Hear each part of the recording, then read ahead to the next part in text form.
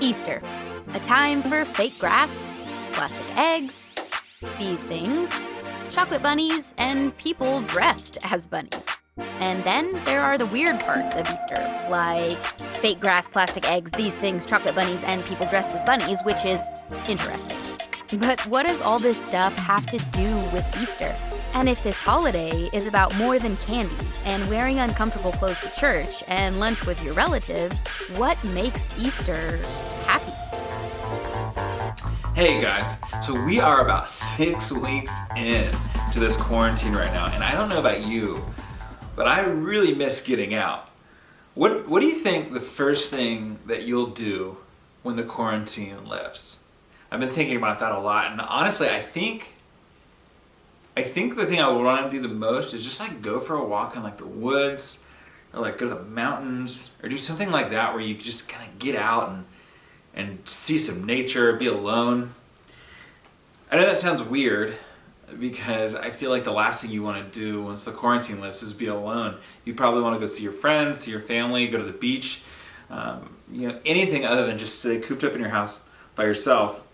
But to me, it's not that simple.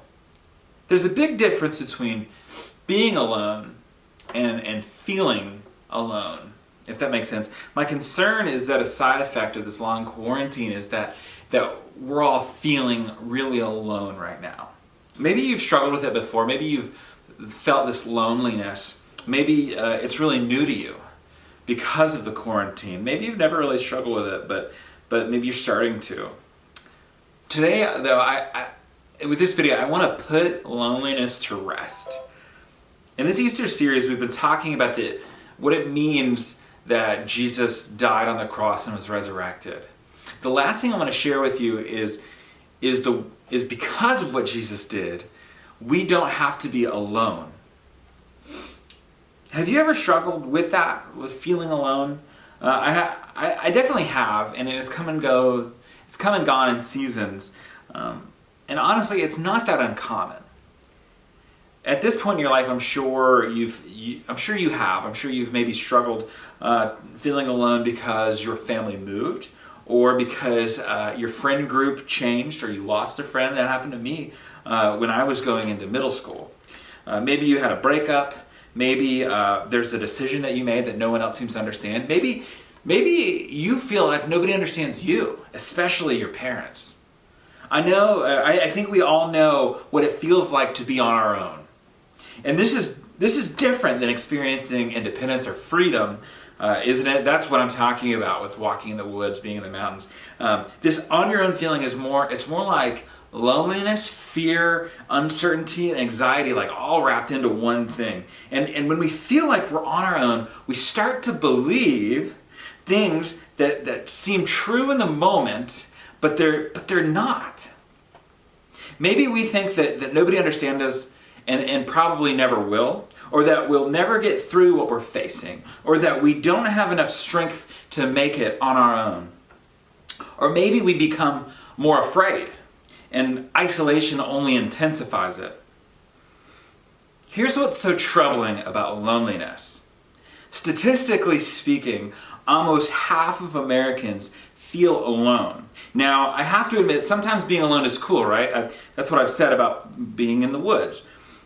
I'm an introvert, so I really like to spend long periods of time by myself. It restores me. It makes me feel refreshed. But there's a difference between being alone and feeling alone, right? There's a difference between alone and lonely. And when it comes to loneliness, our generation is flooded with it, right? It's a big problem. And that sense of loneliness has contributed to a rise in things like anxiety, self-harm, depression, even suicide. And why? Because loneliness tends to make us feel hopeless. Think about it. When we feel alone, we tend to feel overwhelmed. Overwhelmed by our situations, our circumstances, our feelings, our pain, or our confusion. And here's what's crazy about that. Loneliness feels so bad to us because God wired us that way. Like, you're meant to feel that. Now, I'm not saying God wanted us to feel depressed or sad, but I am saying we were created and wired for close relationships. And you were never meant to carry the weight of what you feel, experience, or worry about on your own. And so, it makes sense that when we don't have that, when we don't have what we were created for, things don't feel right to us. They feel off. But what do you think about it? Sure, showing up for your friends is important. Maybe joining a small group is important. But there are times when being alone and even feeling alone is just inevitable. It's unavoidable. So how do we handle it? Well, believe it or not, what happened the very first Easter and in the days following can be a game changer for us when it comes to the seemingly overwhelming problem. The very first Easter, Jesus left his closest friends feeling overwhelmed in a similar way.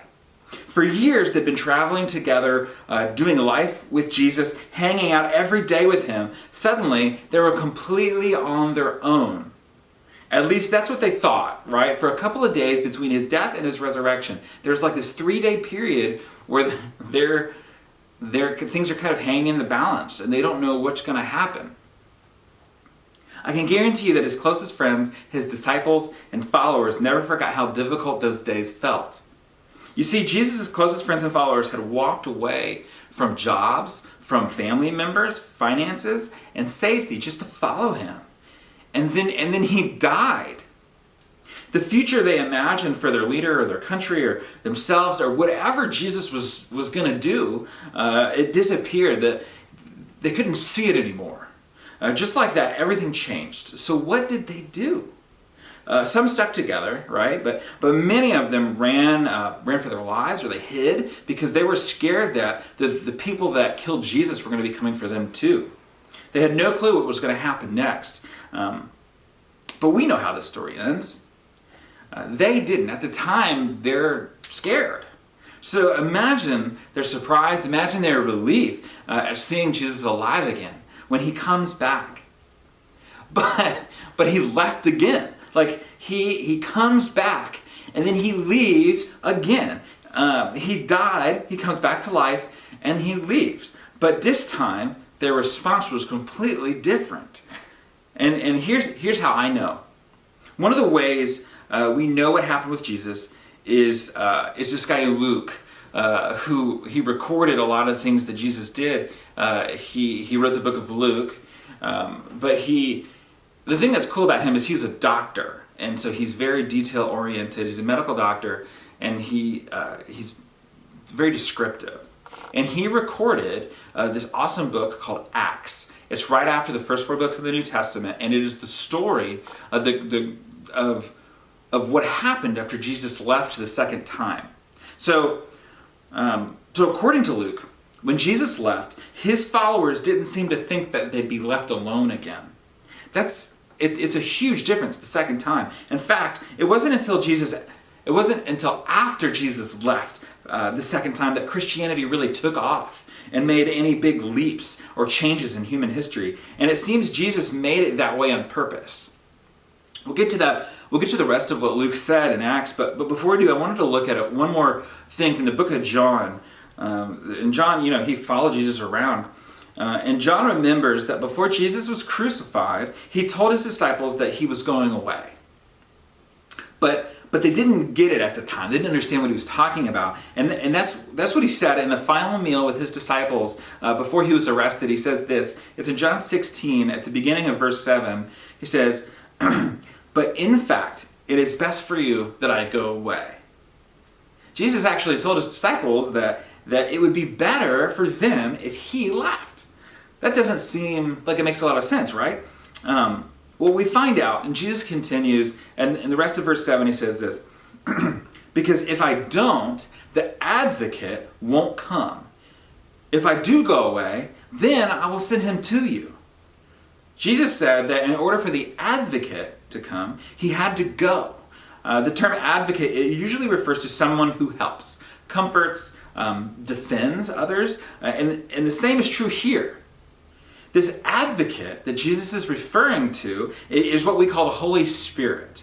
I mean, I don't know if you've heard that term before, but it's a really important term. It's a really important person. And we're going to talk about him here. It's basically, the Holy Spirit is this. He's basically the Spirit of Jesus among us, even though Jesus is not physically present with us. He is the one who helps us. He comforts us, he gives us wisdom, and he gives us power. That's really important. He gives us power beyond ourselves. The Holy Spirit came to earth after Jesus left the earth. Jesus promised that if he left, it would be better for us. Why? Because because the Holy Spirit would be here. And once the Holy Spirit arrived, the power and Spirit of Jesus could be everywhere, not just in Jesus. And so, right before Jesus ascends into heaven and leaves for the second time, he reminds his disciples of what he said at the last meal together before he was killed.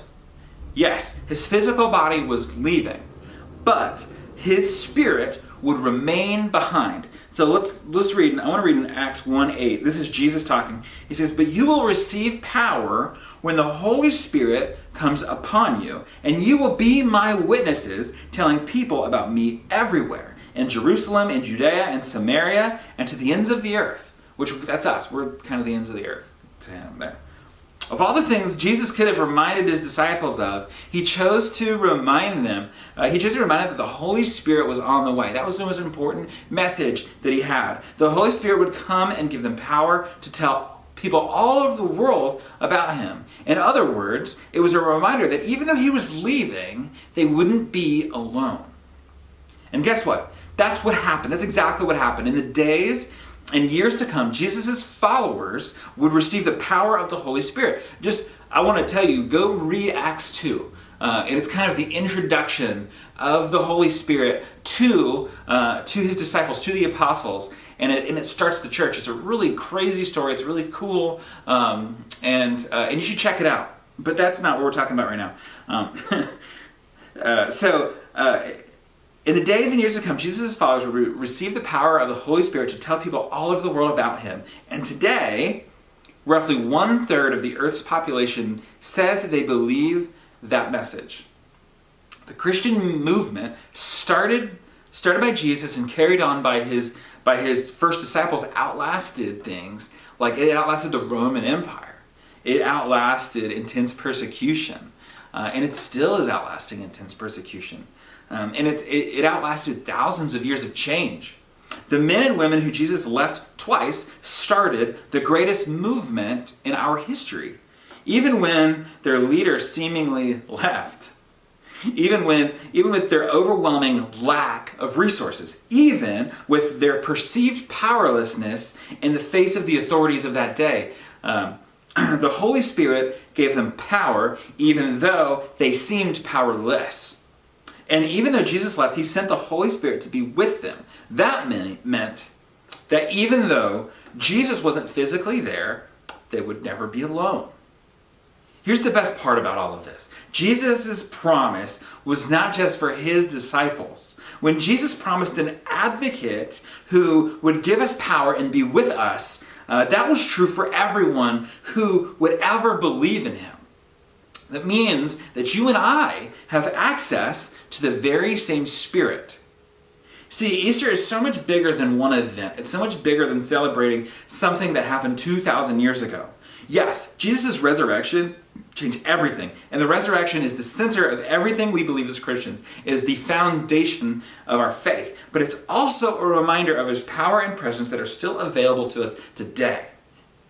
That's why we continue to celebrate Easter, because it's just as powerful today as it was back then.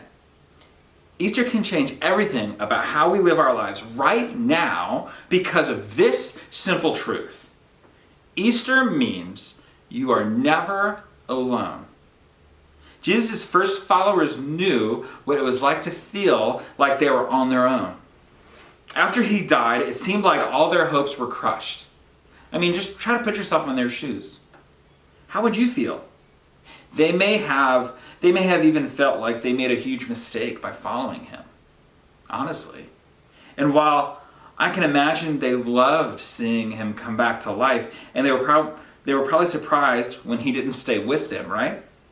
They probably wondered how Jesus not being physically with them could possibly be a good thing. But soon they learned that it was. He left something behind. Actually, he left someone behind, an advocate. His Spirit, which reminded them that they'd never be alone. So let's think about us for a second. What if you and I could live with the same assurance and confidence that they did after receiving the Holy Spirit? Seriously, read Acts 2 and think about yourself in that story. What if you and I could live with the same assurance and confidence that they did after receiving the Holy Spirit? Seriously, read Acts 2, and I want you to put yourself in their shoes. What if that was you? What if no matter how lonely, overwhelmed, or misunderstood we felt, we could trust that we were never alone? Let me ask it more directly. What if what Jesus said is real? Seriously, what if what he said was real? Do you think about that sometimes? What if the literal actual God who created everything and died and rose again is literally always with you? Think about that. Shouldn't that change everything? What if the Holy Spirit, the Spirit of Jesus, is very real, very here, and wants to help you with whatever you're facing today? See, simply trusting that the Holy Spirit is with us, it can change everything for us. In fact, even though we can't see him and may not always feel like he's there, knowing he's with us in the moments we feel on our own means that we can be confident in a couple things. And this is the last thing I want to hit before we're done here. There's a couple things. The first thing is you can talk to him anytime, any place, for any reason. When you feel alone, what if you chose to talk to God about what you're going through? The New Testament, we learn, in the New Testament, we learn that the Holy Spirit helps us talk to God when we don't know what to say. What if the next time you felt you were on your own, you chose to talk to God about what you were facing or feeling? What would happen if you chose to believe that he hears you and his Spirit is at work in ways that you can't see? Secondly, you're stronger than you think you are. The odds were stacked against Jesus' first followers. Jesus wasn't there. They were underqualified. The Romans were incredibly powerful. Yet the moment they carried forward was forever the moment they carried forward has forever changed the world. That's because they knew they were stronger than they seemed. They knew that even though it looked like they were on their own, they had God's power flowing in and through their lives. The same is true for you and I. When we face challenges that seem too overwhelming for us, we can be confident that the Holy Spirit's power in us cannot be overcome. We can also be confident that God's power and other believers will be there to support us too. Think about that. You might feel like what you're facing is too powerful for you, and you might be right. But it's not too powerful for the one that's in you and other followers around you. Remember, Easter means you're never alone. The power of Easter is that Jesus enabled us to be confident that we'll never be alone again. Why? Because we trust in his Spirit that lives inside of us. In a day and age where so many of us are lonely, this might be the happiest news that we've heard in a while. As you process this video today and moving forward, I want you to think about this question. In what area of my life do I feel alone? Then imagine Jesus, the same Jesus who loves you and died for you, looking you in the eyes and saying, "You're not on your own. We're in this together." Maybe the best news you'll hear this week is you don't have to imagine this. The Holy Spirit makes it a reality. And that is why Easter is so very happy.